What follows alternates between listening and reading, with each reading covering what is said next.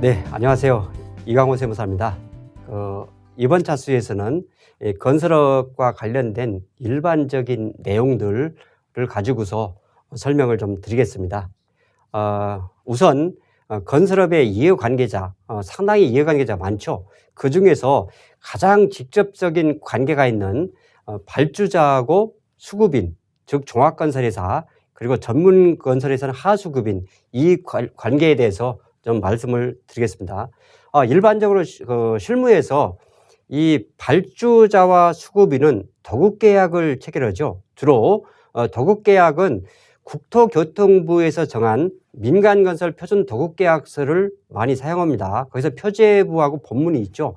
그리고 이 하도급계약서는 이 수급인과 하수급인의 관계는 이 공정거래위원회에서 주로 이제 하도급법에 의해서 규율되는데, 이 하도급 계약서는 공정거래위원회에서 작성한 건설공사 표준 하도급 계약서를 가지고서 작성을 하게 됩니다. 이 하도급 계약서 맨 아래에 보시면은 거기에 수급인 원사업자와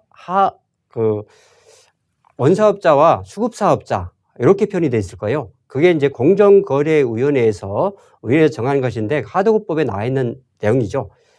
그러면은 여기에서 보면은 이 발주자와 수급인, 하수급인인데 이거에 대해서 관련법에서 용어가 조금 차이가 납니다. 그래서 주로 이제 이 건설업을 여러분들이 어려워하는 이유가 이 건설 관련 법령이 한 120개 정도 된답니다.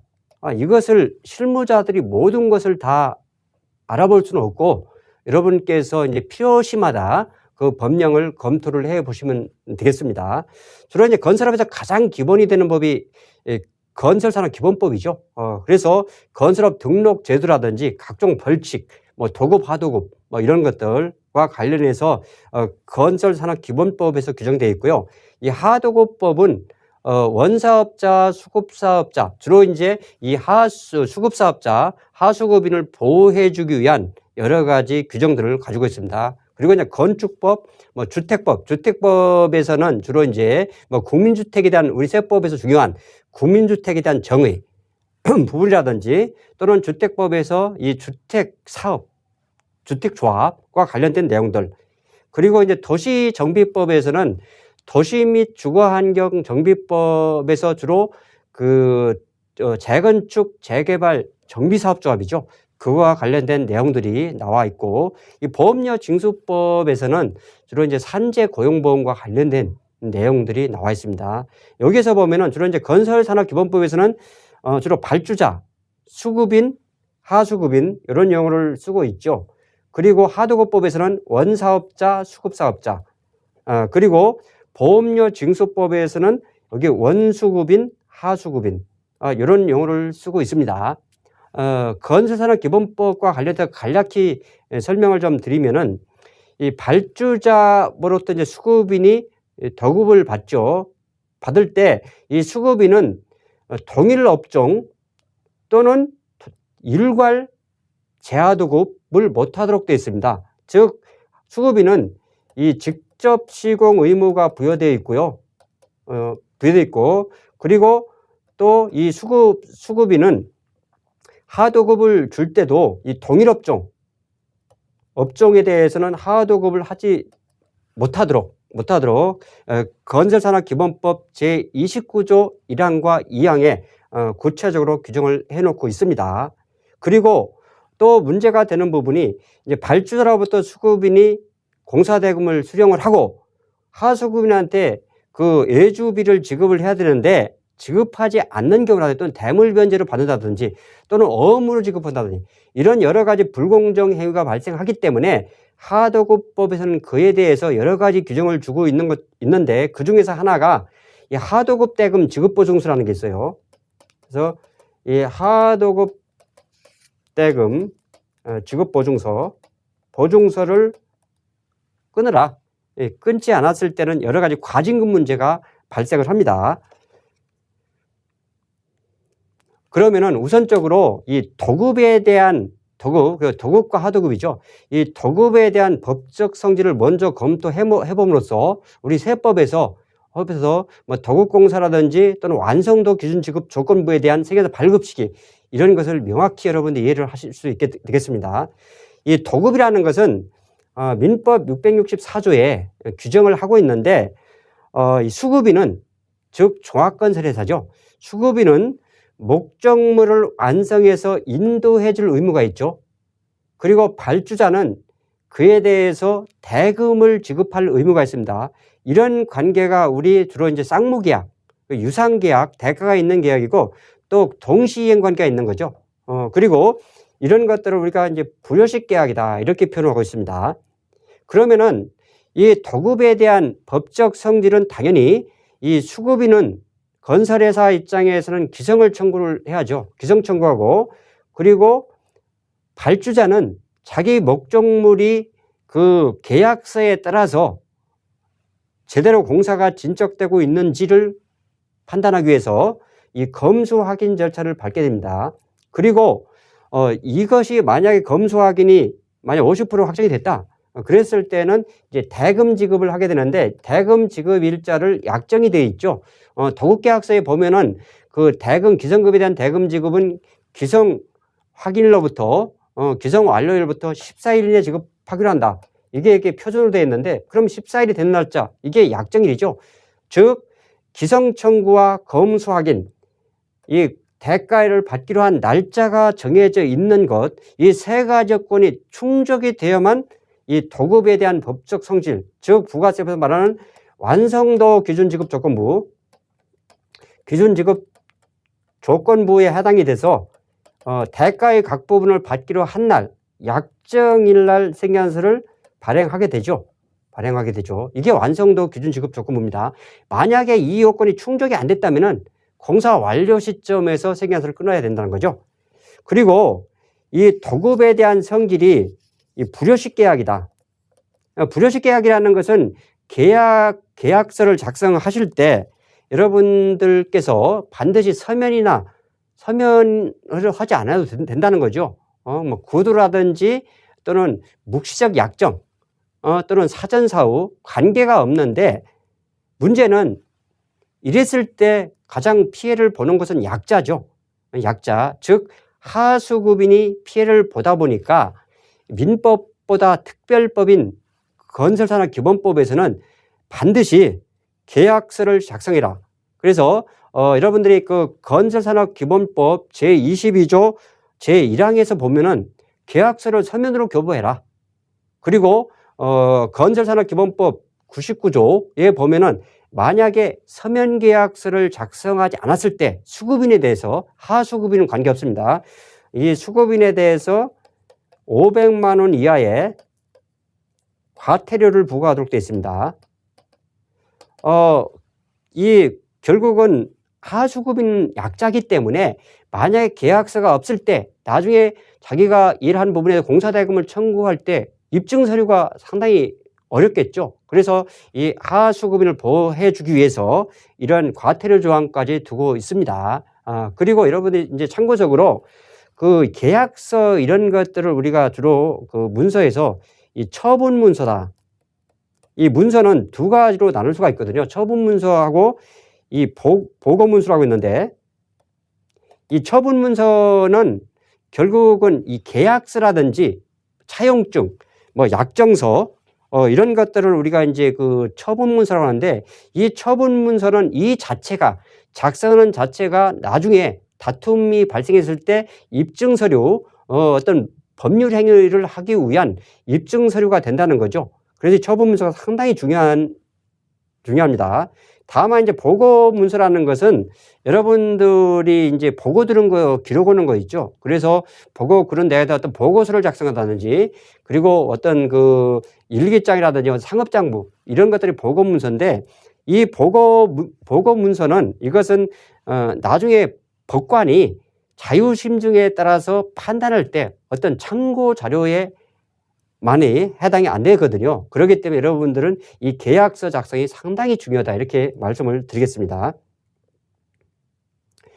하도급 대금 지급보증서와 관련해서 이 하도급 대금 지급서를 이제 발급하기가 힘들다 보니까 직불합의라는 것을 하게 되죠. 직불. 그래서 여기 이제 건설산업기본법 35조에 보면은 이 하도급 대금 지급보증서를 발급을 못했을 때 직불 합의를 하게 되는데, 그때 여기 보면은 하수급인, 발주자, 수급인 제3자 합의에 의해서 직불 합의를 하게 됩니다. 그럼 직불 합의를 하게 되면은 이 경우에는 발주자의 수급인에 대한 대금 지급 채무, 발주자의 수급인에 대한 대금 지급, 수급인 입장에서는 공사 미수금이죠.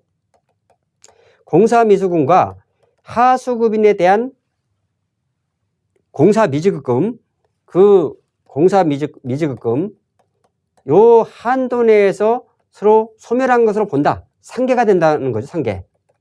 이렇게 이제 표현하고 있습니다. 상계가 되도록.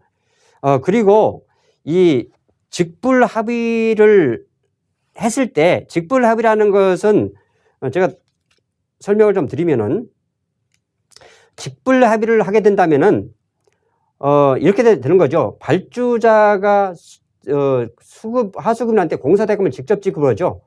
그리고 수급인은 자기 몫만 받습니다. 자기 몫만. 이런 상태가 되는데, 그랬을 때 만약에 이 수급인에 대한 제3 채권자가 있죠.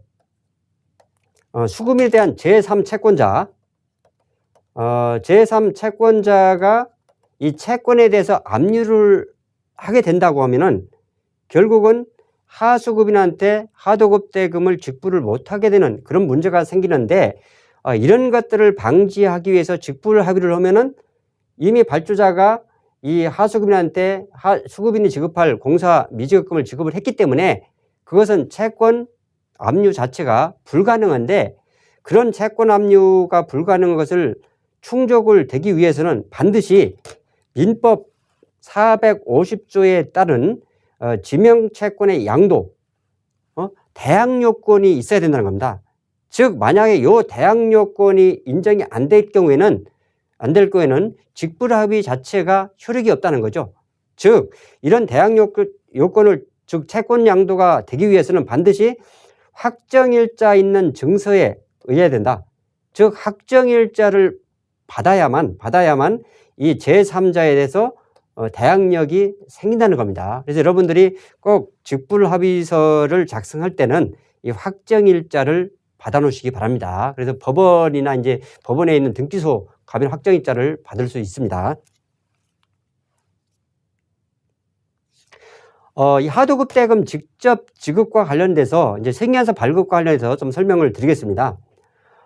세금 계산서는 원래 공급자가 공급받는 자한테 발행하는 거죠. 이 공급자가 공급받는 자한테 발행하게 되는데, 이제 다만 이제 매입자 발행 생계안서라는 게 있습니다. 즉 공급자가 생계안서를 발급을 거부할 때, 이럴 경우에는 매입자, 공급받는 자가 생계안서를 역발행할 수 있는 제도가 있는데, 원칙적으로는 용역을 공급하는 자가 공급받는 자한테 발행하는 거죠. 따라서 이 그림에서와 같이 이 발주자와 수급인, 하수급인이 있는데, 원칙적으로 용역의 공급은 이 병이 을한테 공급을 하고, 그리고 을이 갑한테 이렇게 공급을 합니다. 따라서 병은 공사수익에 대해서 을한테 생계안서를 발행을 하고, 을은 또 갑한테 도급금액에 대해서 발행을 해야 되는데,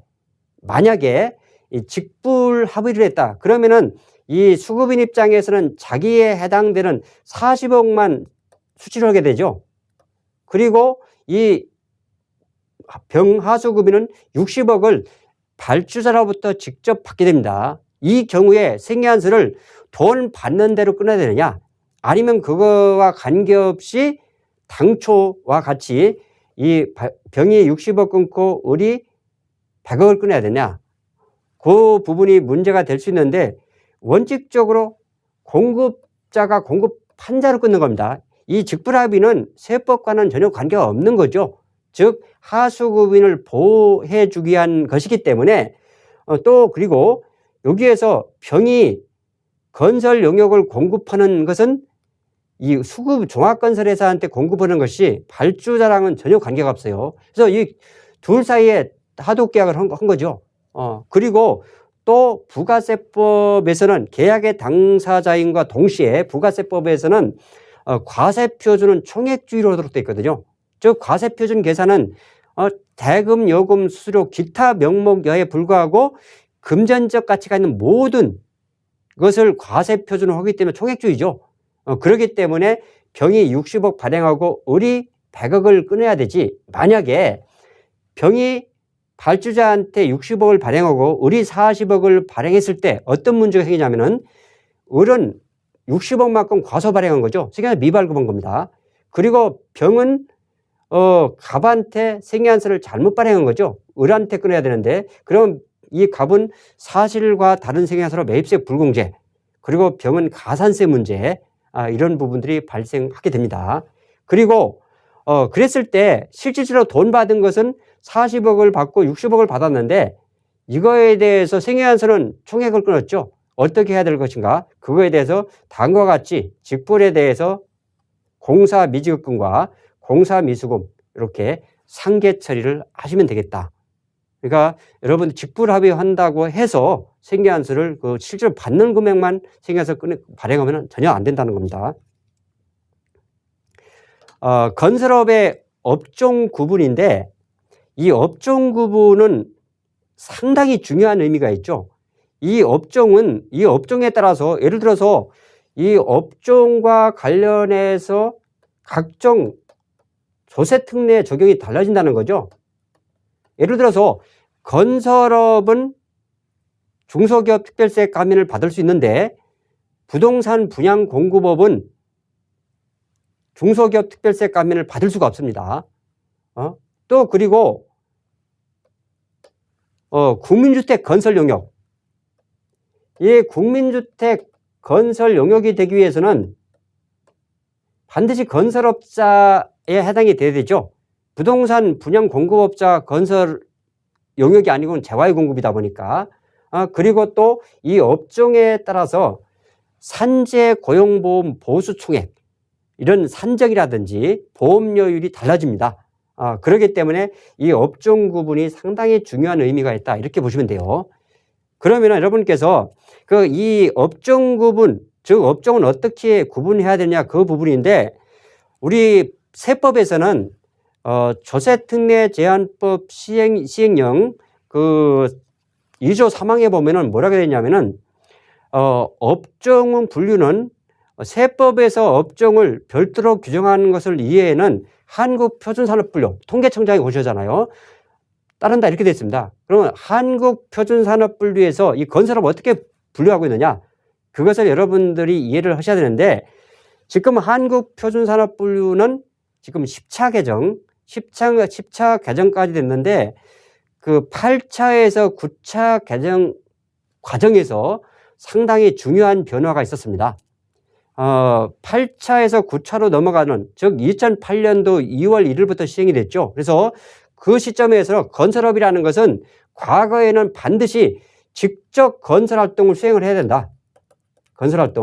활동을 해야만 건설업이다, 이렇게 규정을 해놨다가 9차 개정에서 건설업은 직접 건설활동을 수행하지 않더라도 건설공사에 대한 총괄적인 책임을 지고 건설공사 분야별로 도급 또는 하도급을 주어서 전체적으로 건설공사를 관리하는 경우도 뭐로 본다? 건설업으로 본다. 이렇게 개정이 됐습니다. 가만히 보니까 이게 직접 건설활동을 수행하지 않더라도 건설업이다, 이렇게 이제 오해를 하시는 분들이 계신데, 그러면 한번 제가 앞으로 와서 이 발주자 같은 경우는 100% 도급을 주죠. 그러다 보니까 이제 주로 이제 시행사입니다.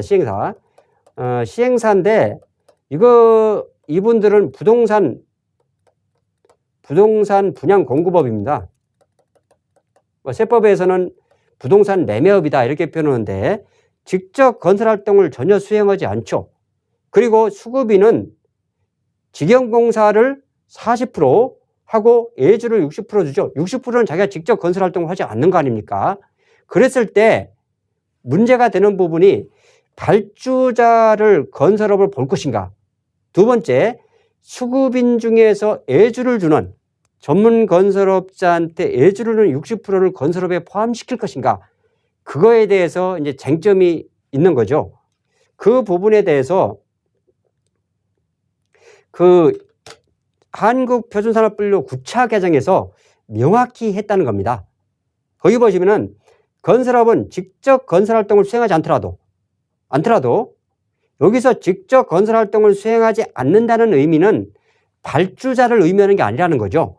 즉 종합건설회사 중에서 예주를 준 부분, 하도급 준 것은 직접적으로 건설활동을 수행하지 않는 거죠. 비록 하도급 예주를 준 것도 종합건설회사가 계획, 관리, 조정을 하고 총괄적인 책임을 지고 분야별로 전체적으로 건설공사를 관리하는 경우는 뭐로 본다? 건설업으로 본다. 즉 한국표준산업분류에서 건설업으로 대기한 전제 조건은 첫째, 직접 시공을 어느 정도 해야 된다. 건설산 기본법에 나와 있는 비율이 있죠. 두 번째, 당연히 이제 그 경미한 공사 이외에는 면허가 있어야 돼, 면허. 건설 면허가 있어야 된다. 이럴 경우만 이제 건설업으로 본다는 의미지, 즉, 하도급을 준 것도 건설업이라는 의미지, 이 발주자까지 건설업으로 본다. 그런 의미는 아닙니다. 따라서 발주자는 중소기업 특별세 감면, 이런 것들을 받으면 안 된다는 거죠. 과거에 이 발주자 같은 경우에도 보통 이제 주택을 신축해서 분양하는 사업자들, 그래서 세법에서는 주택 신축 판매업자라고 표현하고 있는데 그 주택 신축 판매업자들이 사업자 등록은 건설업자로 나오거든요. 그래서 건설업에 대한 중소기업 감면을 받을 수 있느냐, 이런 내용들이 이제 많이 쟁점이 됐었는데 그분들이 또 직영공사를 또 하죠. 그래서 노무비도 주고 또 건축자재도 일부 구입하고 이랬을 때 이것 가지고선 직접 시공을 했기 때문에 감면을 받을 수 있다. 이렇게 주장하는 경우도 많이 있었는데 여기에 나와 있다시피 2018년도 건설산업기본법 제41조가 개정이 되면서 건설공사의 시공자의 제한 이렇게 나와 있죠. 시공자. 그래서 나오면서 건설산업기본법 상으로 반드시 건설업을 하기 위해서는 건설업 등록을 한 자만이 건설업을 할 수 있다. 이렇게 됐어요. 그래서 여기 보시면은 반드시 건설업자가 해야 한다. 다만 이러이러한 것들을 제외한 것은 건설업자가 아니라고 하더라도 건축을 할 수 있다. 그런데 여기에 보는 제외되는 그 공사를 보면은 연면적이 200제곱미터를 초과하는 건축물, 그리고 200제곱미터 이하라고 하더라도 공동주택, 다중주택, 다가구주택, 공간, 그리고 대중이 이용하는 학교, 병원, 이런 것들은 반드시 건설면허가 있는 건설업자가 행해야 된다. 결론적으로 말씀드리면은 건축주가, 발주자가 직접 시공해서 분양할 수 있는 것은 없다. 즉, 그 건축업자가 건설회사한테 도급을 주고서 어떤 중소기업 감면이라든지 이런 것을 받으면 상당히 문제가 있다. 이렇게 말씀을 드리겠습니다. 이번 시간은 주로 이 건설업과 관련된 일반적인 내용들, 건설산업기본법 위주로 설명을 드렸습니다. 네, 감사합니다.